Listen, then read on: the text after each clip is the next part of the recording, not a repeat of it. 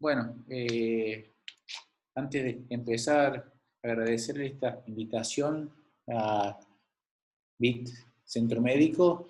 Bueno, y un poco presentarles rápidamente los últimos avances presentados en el Congreso Mundial de nuestra especialidad, que es en Astro, que este año fue virtual y teóricamente iba a ser en Miami. Poner acá. Y encerrás lo de la cocina vuestra. Bien. Hay Sí, algunos micrófonos que no están silenciados. Bueno, comienzo. Un poco, ¿qué nos dejó Astro este año?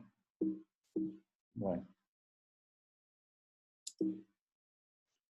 principalmente el tema de la hormonoterapia y algunos cambios de algunos paradigmas, el tema de los antagonistas orales, un poco el valor de las imágenes en la era del PET, fundamentalmente para mejorar nuestra radioterapia. Hubo bastantes estudios sobre lo que es el escalamiento de dosis, si esto podría mejorar resultados, y la última parte sobre los updates de irradiación. Bueno, hormonoterapia, este fue un estudio presentado por la Universidad de Michigan, donde ellos compararon fundamentalmente hormonoterapia adyuvante versus neoadyuvante, que como sabemos siempre fue un estándar en pacientes con enfermedad localizada. Entonces estos autores lo que quisieron mostrar era el tema si había impacto del que era secuenciación para ellos. ¿Por qué esto fundamentalmente? Porque cuando los oncólogos y los radioterapeutas hacemos tratamientos combinados, buscamos efectos sinérgicos, y siempre fue pensado que hacer hormonoterapia era más bien aditivo. Entonces ellos propusieron que el tema, lo que es secuenciar hormonoterapia, impactaba en los resultados. Estos fueron todos los estudios. Como ustedes pueden ver, algunos utilizaron hormonoterapia neoadyuvante y seguida de alguna concurrencia, algunos solamente neoadyuvancia y algunos estudios específicos sobre adyuvancia. Como pueden ver ustedes, bueno, ellos definieron en base a estos trabajos ver fundamentalmente el tema. Vamos a poner acá la flecha, vamos a ver esto de acá. Y vamos a mover. Entonces, la conclusión, como ustedes saben, que los pacientes que tienen bajo riesgo no necesitan hormonoterapia, los pacientes de riesgo intermedio, una terapia 4 o 6 meses, y los pacientes con alto riesgo, hormonoterapia continuada entre 28 a 36 meses. Vamos a ver esto. Bien. Entonces, lo que ellos evaluaron es que estos pacientes que hacían hormonoterapia neoadyuvante,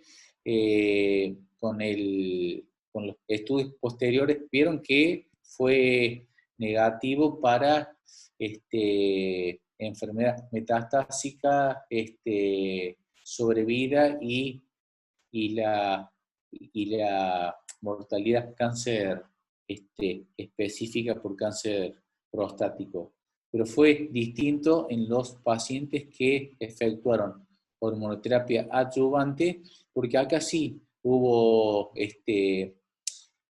resultados positivos de lo que fue metástasis, la metástasis de lo que fue sobrevida y la sobrevida cáncer específica. Entonces, en base a ello, su hipótesis fue que secuenciar hormonoterapia con irradiación, independientemente de la duración, que eso fue lo que se ha estudiado siempre, podría impactar clínicamente y mejorar los resultados oncológicos. Ellos mostraron dos estudios, un estudio canadiense y otro del estudio RTUG, como pueden ver acá abajo. Estos dos estudios compararon neoadjuvancia concurrente y otros concurrencia adjuvancia, y el otro estudio neoadjuvancia concurrente versus adjuvancia y lo que fue radioterapia pelviana. Entonces compararon dos grupos de pacientes, unos que hicieron neoadjuvancia, 500 y pico pacientes, mientras un número similar hicieron adjuvancia con hormonoterapia. El objetivo principal fue la progresión libre de lo que fue sobrevida y los endpoints secundarios, recurrencia bioquímica, metástasis a distancia, periodo libre de esa recurrencia metastásica, mortalidad cáncer específica, sobrevida y toxicidad.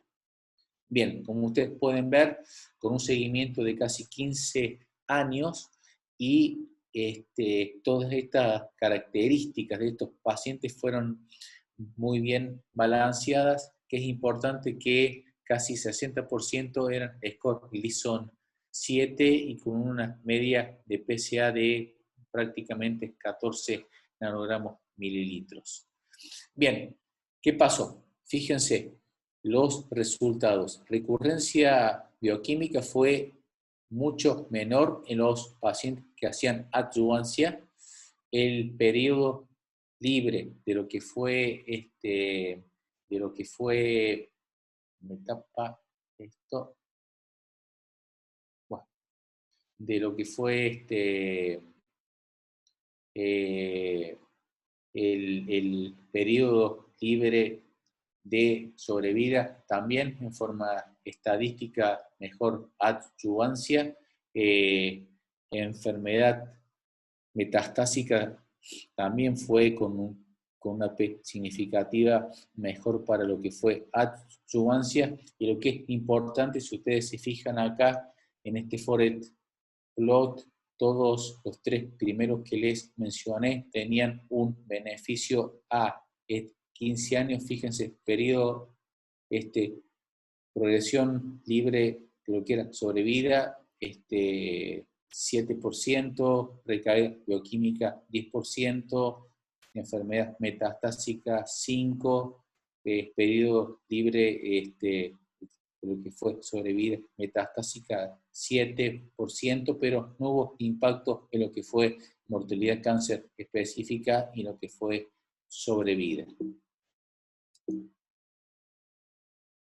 Bien, ¿por qué? Y una de las explicaciones de los autores fue efectuar fundamentalmente concurrencia. ¿Por qué? Porque cuando uno irradia estos pacientes ocasiona una sobreexpresión de los receptores androgénicos, que acá está bien ilustrado en este gráfico, y como sabemos, estos receptores androgénicos controlan fundamentalmente los genes que justamente reparan DNA, que es nuestro target de lo que es ADN, justamente para que haya daño irreparable.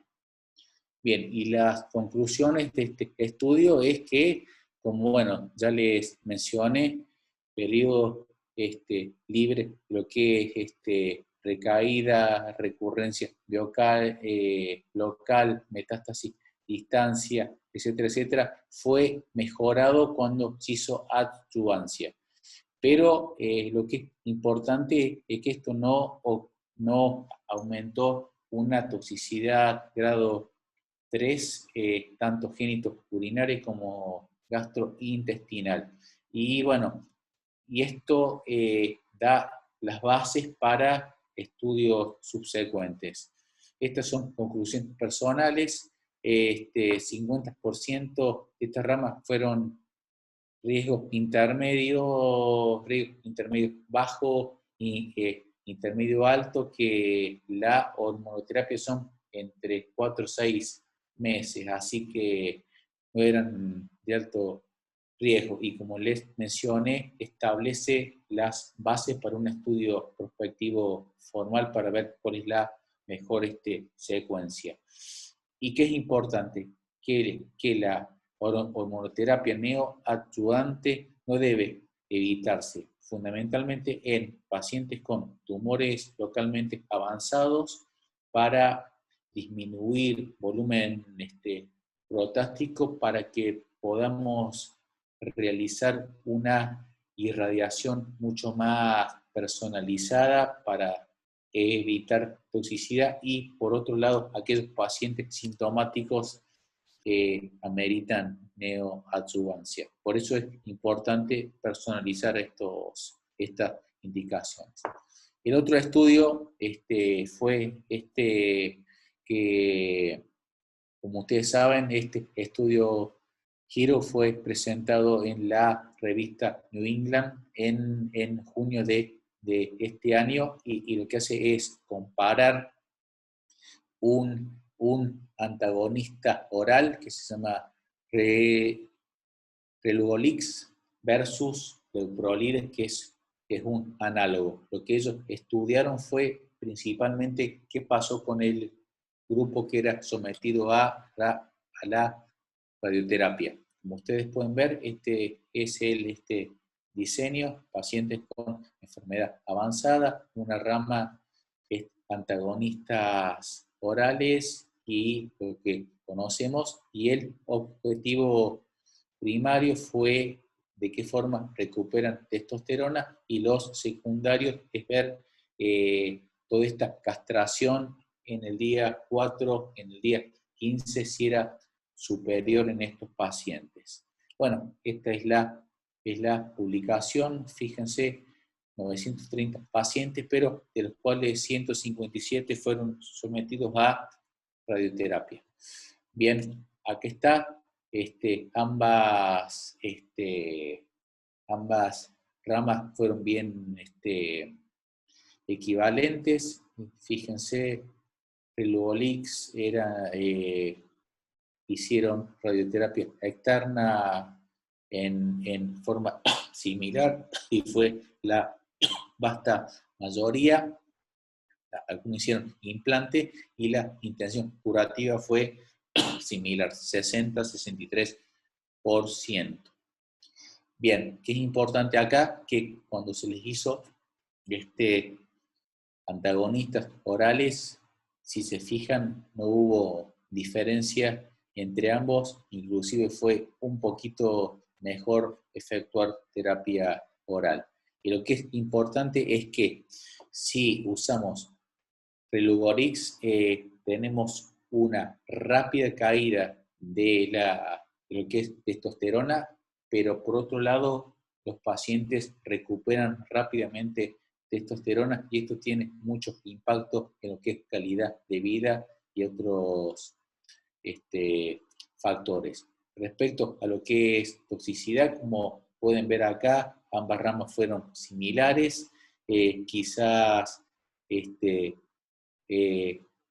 esta molécula Relugolix, la verdad que podría dar mayor toxicidad gastrointestinal, pero no hubo significación. Y lo que me pareció más importante, que con esta nueva molécula disminuimos casi 55% la posibilidad de estos efectos cardiovasculares, que son importantísimos porque muchos pacientes son obesos, cardiópatas, y la verdad que sería indicación efectuárselo. Entonces, como conclusión, Relugolix fue superior porque mejor castración y fue mucho más temprana. Fíjense, 56 versus 0, día 4, y en el día 15 recuperan mucho más rápido testosterona. Como ya les mencioné, 54% menores efectos cardiovasculares y fue excelentemente tolerada. Así que, y obviamente que puede combinarse con terapia radiante sin interacciones. Así que este fue otro estudio que me pareció muy interesante. Hubo mucha información sobre lo que es valor de lo que es PET para nuestra especialidad. Puse este anteojito porque es importante ver mejor cada vez más. Esto fue una sesión plenaria, porque fue un trabajo muy importante. Ellos utilizaron este fármaco que se llama fluciclovina, que está autorizado por FDA, el PET-PSMA todavía no está autorizado.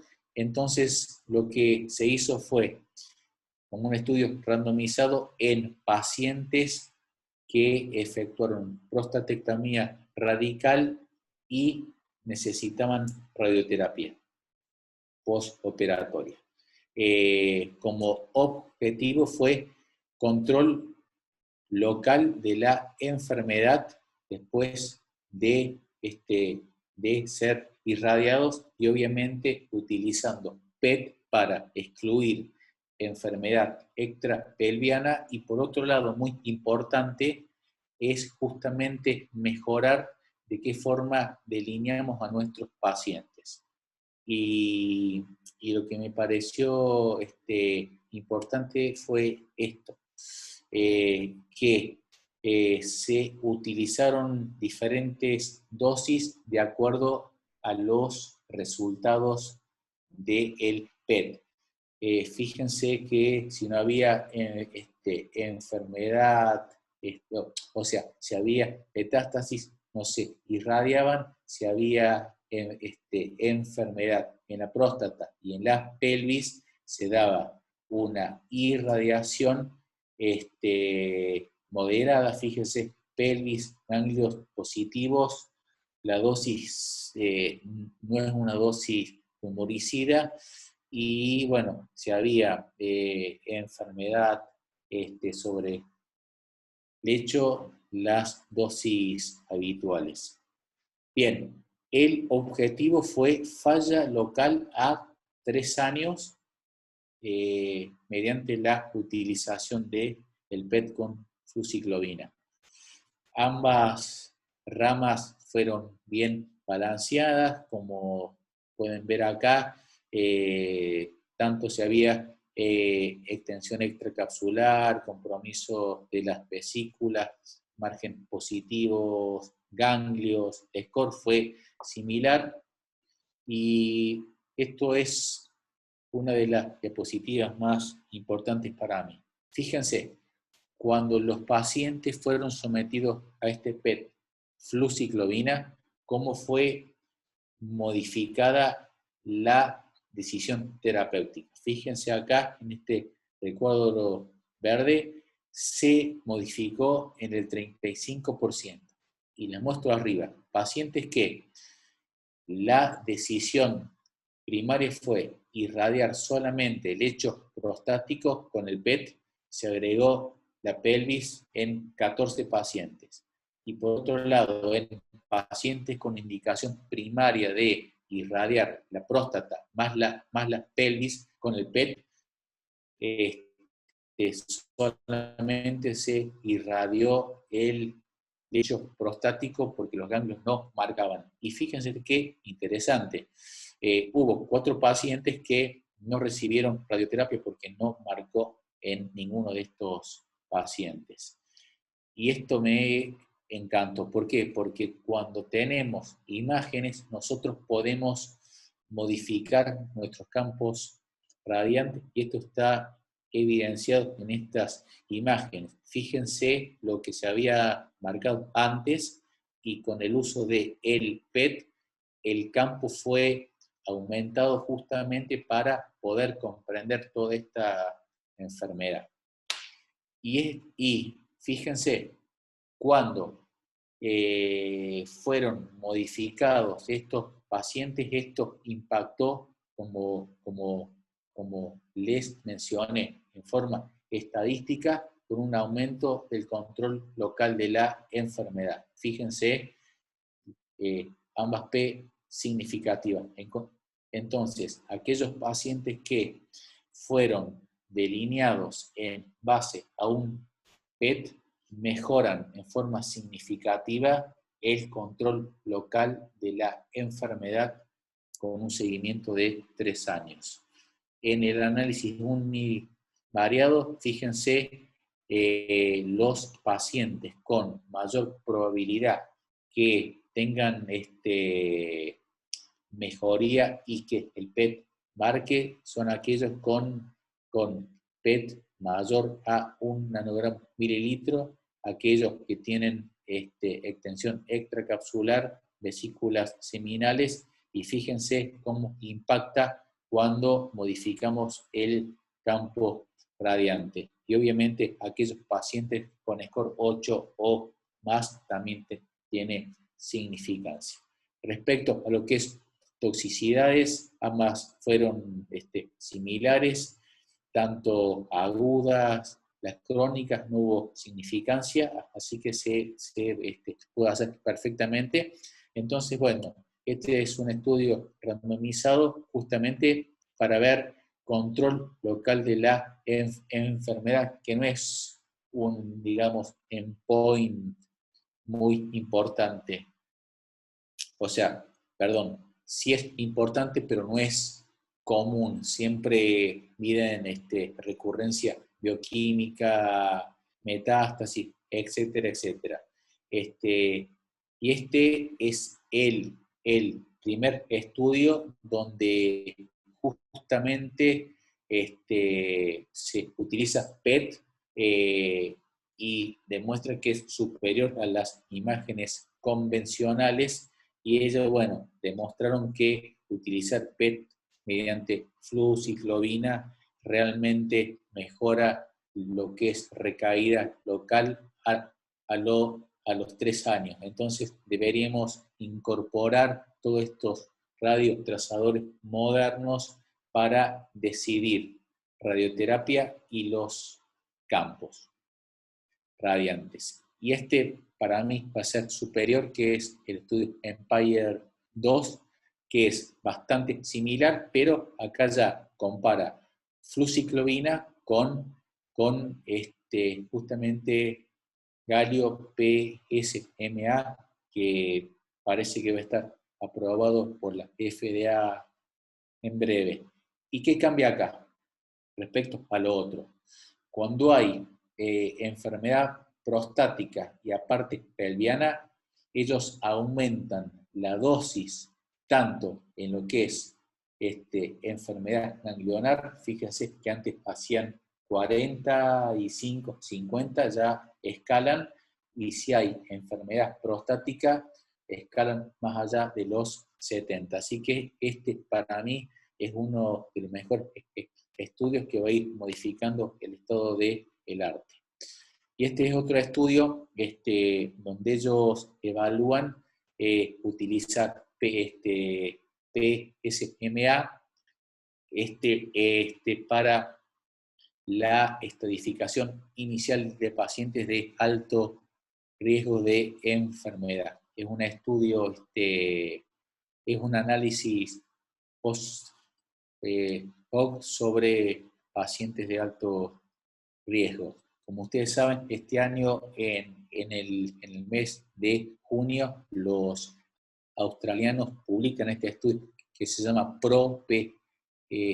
PSMA, donde ellos ya empiezan a evaluar que utilizar PET mejoraría respecto a los estudios convencionales, y quiero mencionarle dos pequeños detalles. En este estudio, fíjense, ellos hicieron upstaging de enfermedad nodal, fíjense, casi a un 20%, o sea, pasaron de N0 a 1,1 en un 20%. Y para metástasis, fíjense, en un 9,4. Y el estudio PRO-PSMA, que ya se los mencioné, son bastante similares. Ganglionar, 18%, y para metástasis, 8%. Y esto obviamente va a dar implicancias para nuestra terapia como médicos radio-oncólogos para involucrar pacientes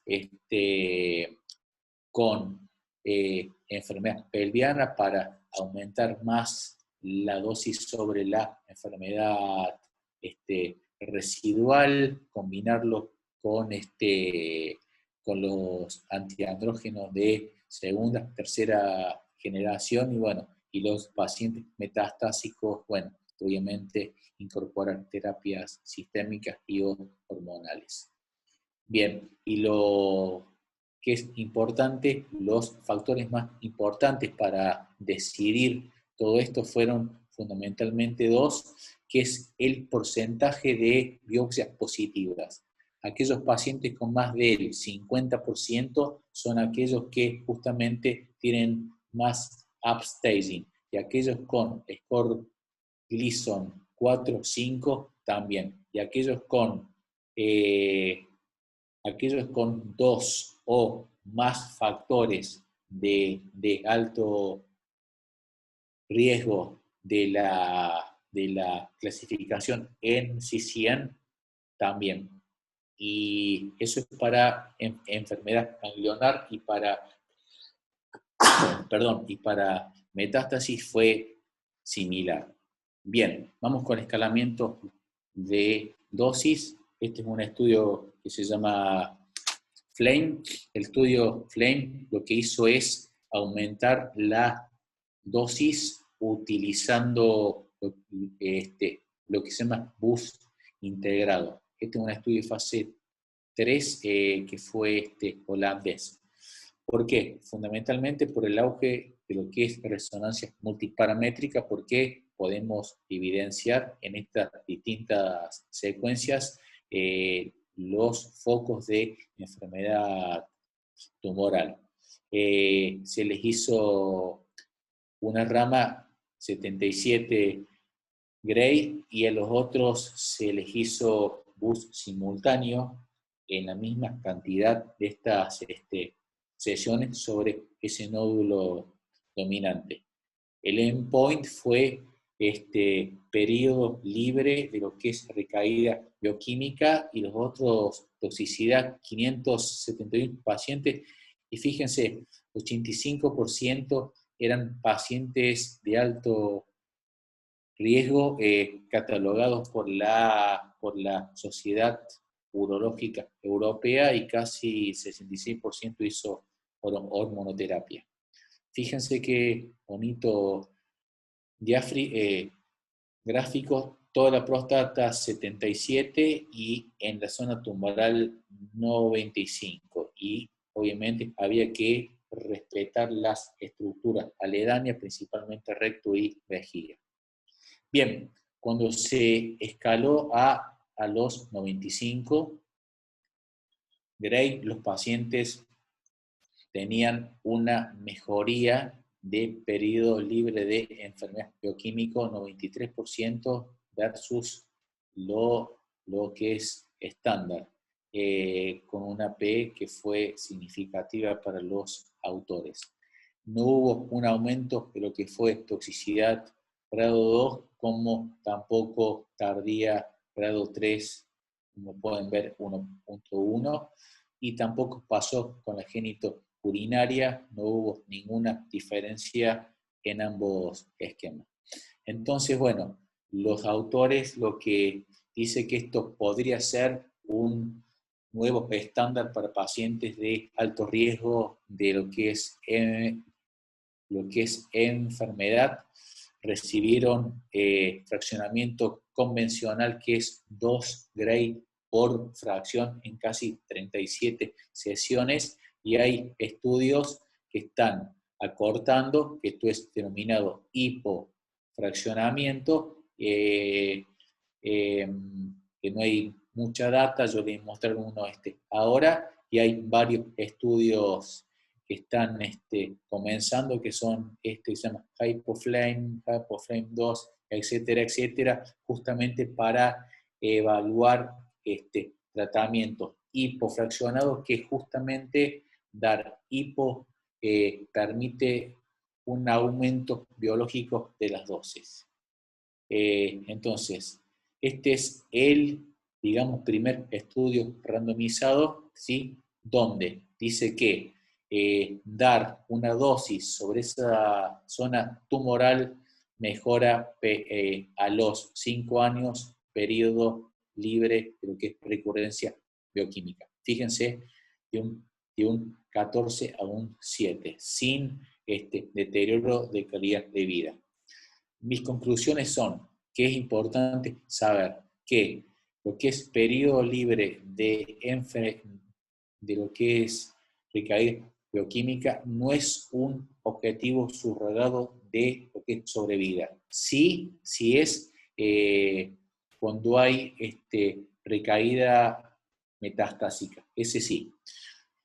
Este dato es importante. 95 Gray no pudo efectuarse en todos los pacientes. Fueron en prácticamente 60%. ¿Por qué? Porque no pudieron cumplirse todas esas restricciones. Como les marqué, 84% eran pacientes de alto riesgo, y para estos pacientes son resultados remarcables. Importante, cambia nuestra práctica cotidiana, les diría que hoy por hoy no, pero se está yendo a esa dirección, y que es importante. Todos estos estudios se han hecho con fraccionamiento convencional, que no es un estándar en Europa. O sea, se va para un hipofraccionamiento, o sea, pocas sesiones. El estudio ASCEND, como ustedes saben, es un estudio que hizo escalada de dosis, y lo presentaron con los resultados a lo que fue 15 años.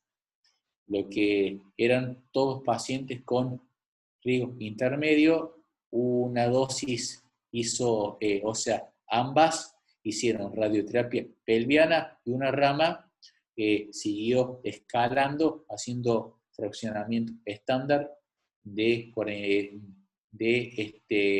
aproximadamente 78 Gray. Y la otra rama hizo un implante.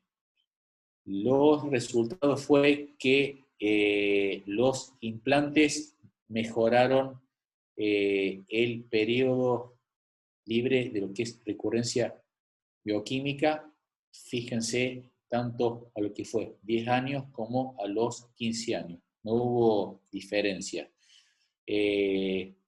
También las diferencias siguieron con los pacientes con grupo intermedio, ¿sí? Y los de alto riesgo. Lo mismo, periodo libre, lo que es recaída bioquímica, la verdad fue superior, pero lamentablemente no tiene impacto en lo que es sobrevida, ni a los 10 años ni a los 15 años. Y como ven abajo, la P no fue significativa. Y dentro de la causa de lo que fue mortalidad no hubo mucha diferencia, pero hacer radioterapia y posterior implante aumentó lo que fue toxicidad, y como pueden ver acá, hubo 2 pacientes con una mortalidad justamente por los implantes, pero no hubo impacto en ello. Este dato favorable, los pacientes que hicieron implantes porque tuvieron aumento, lo que fue dosis, recibieron menor hormonoterapia cuando recayeron, y por otro lado menor terapia sistémica. Este es un estudio polaco que también lo que hizo fue aumentar la dosis en pacientes con enfermedad de alto riesgo. Se los muestro ahora. Ellos los que evaluaron fueron dos esquemas distintos, se los muestro ahora, y nuevamente, objetivo primario, periodo libre de recurrencia bioquímica, toxicidad y calidad de vida, y los otros sobre vida. Fíjense, lo que se hizo fue neoadjuvancia 3 meses previos, se irradió la pelvis y una rama hacía tratamiento convencional, ¿sí? 15 fracciones, si las sumamos son casi 76 Gray, que no es una dosis muy insuficiente, fíjense, 76, y la otra rama solamente hizo 2 fracciones de, fíjense, 7.5, y la dosis equivalente fue 84.5 Gray, y posteriormente siguieron hormonoterapia 2 años. Las ramas fueron bien balanceadas, y bien, la sorpresa fue que no hubo diferencias en lo que fue recaída bioquímica, tampoco en lo que fue sobrevida libre de metástasis y tampoco sobrevida de los pacientes. No hubo aumento de toxicidad aguda, tampoco hubo aumento de toxicidad tardía, y las recomendaciones o las conclusiones fueron que simplemente es que efectuar hipofraccionamiento es factible, y que faltaría datos de, digamos, seguimiento para posteriormente ver toxicidades.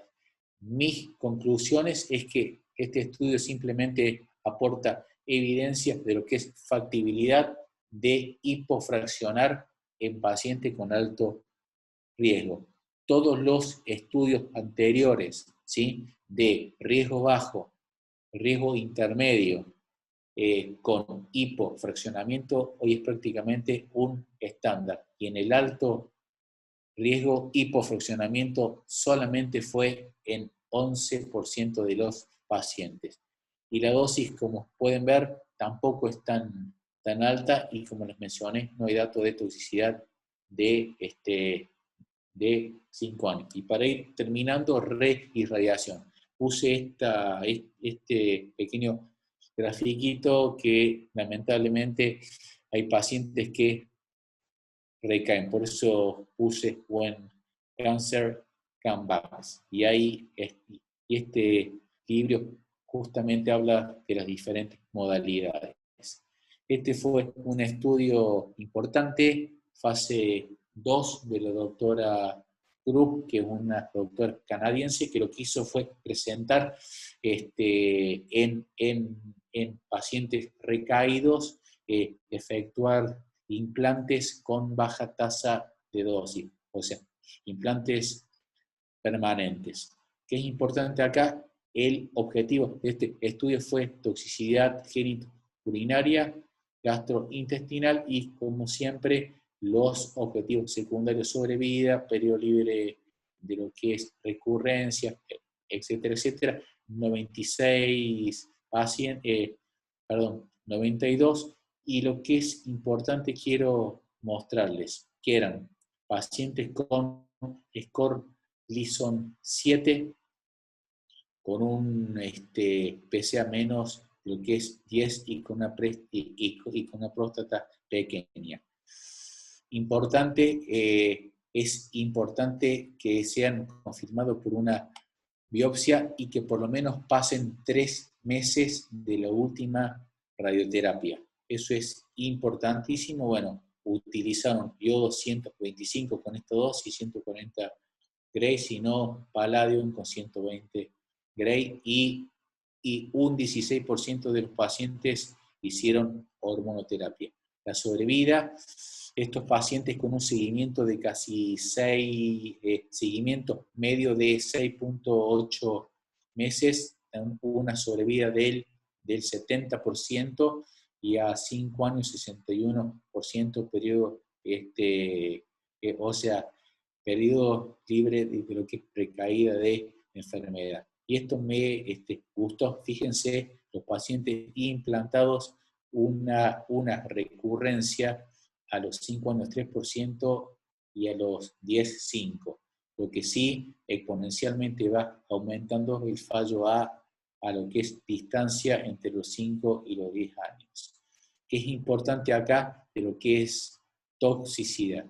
Este es el, digamos, primer estudio prospectivo multicéntrico, por eso se los menciono, de lo que fue toxicidad. Fíjense, 14% y, no mejor, y fue similar con un seguimiento de casi 6 años. Recurrencia libre a los 5 años de lo que es recaída bioquímica, 68%, y a los 10 años, 54%, y fíjense que lo que es recaída local, 5% a los 10 años.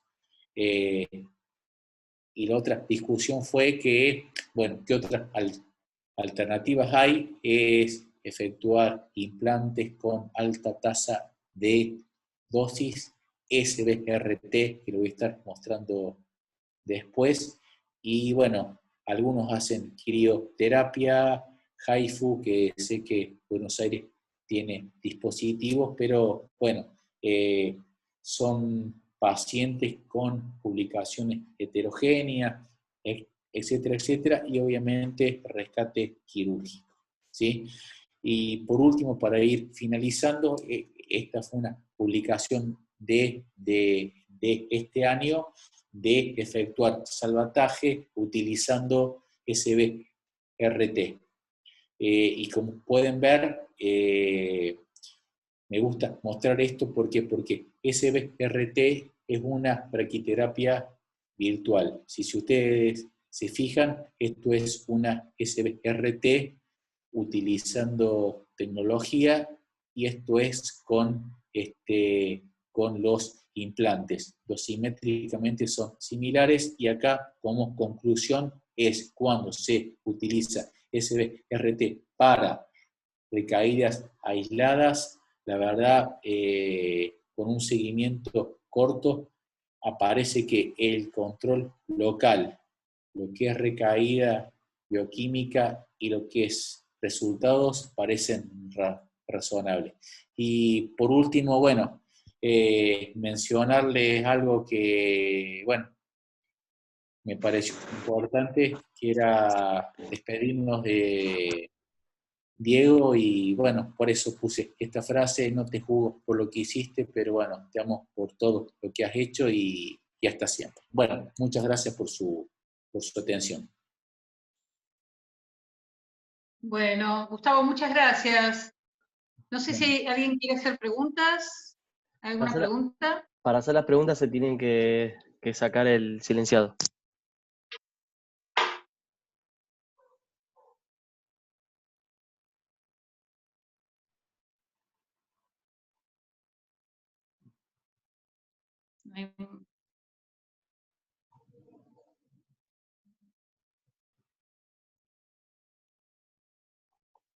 ¿Hay alguna pregunta? No.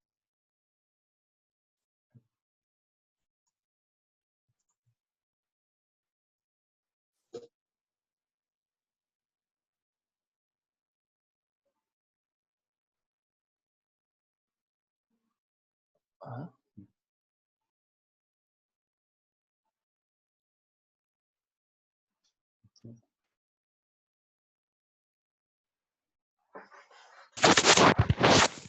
¿Hay preguntas?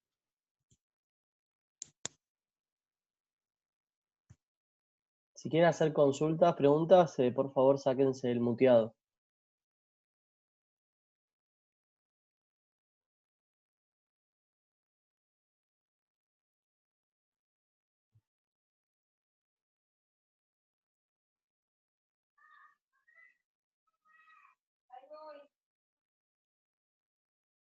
Una pregunta, sí. A ver, en el estudio FEM, el Gleason, ¿cuál eran? ¿Eran de alto grado, me dijo?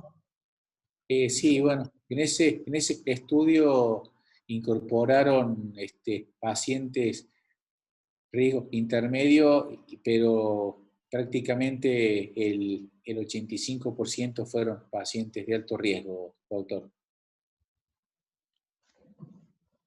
Y estaba randomizado en las dos ramas, estaba equiparado la hormonoterapia y el Gleason. Sí, sí, sí. La verdad que en ambas ramas fueron equivalentes todos, así que sí, sí, sí. ¿Fueron tratados con hormonoterapia o neoadyuvante o adyuvante? O ambas. Sí, exactamente. Ok. Gracias. Muy amable. No, de nada, por favor.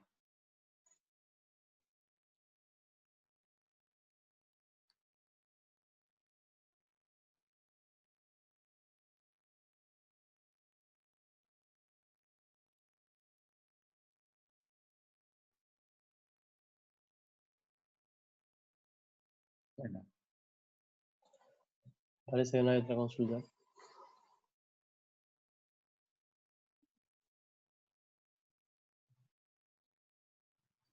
bueno, si no hay más preguntas, Bueno, Gustavo, muchísimas gracias. no, por favor, ustedes, gracias por invitarme como siempre. Gracias, Bueno, Gustavo. gracias. Bueno, a sus órdenes. Saludos a todos, que terminen bien el día. Saludos a todos, buenas tardes. Gracias. Muy amable. Hasta luego. Chau, chau. Hasta luego.